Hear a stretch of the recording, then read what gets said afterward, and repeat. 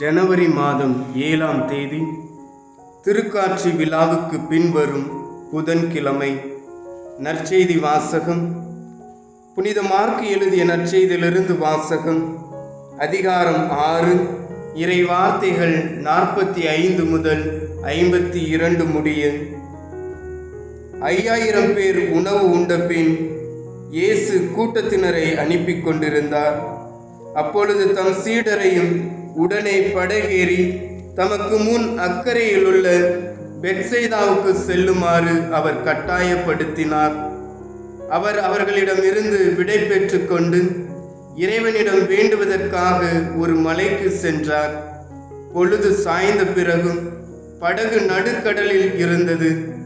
ஆனால் அவர் தனியே கரையில் இருந்தார்.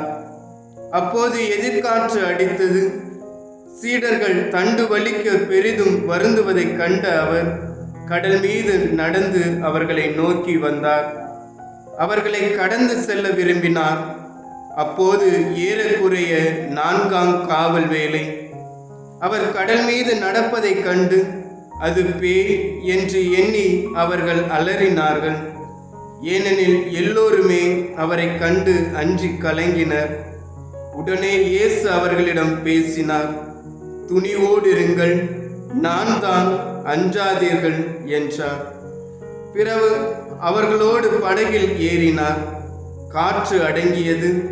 அவர்கள் மிக மிக மலைத்து போனார்கள்.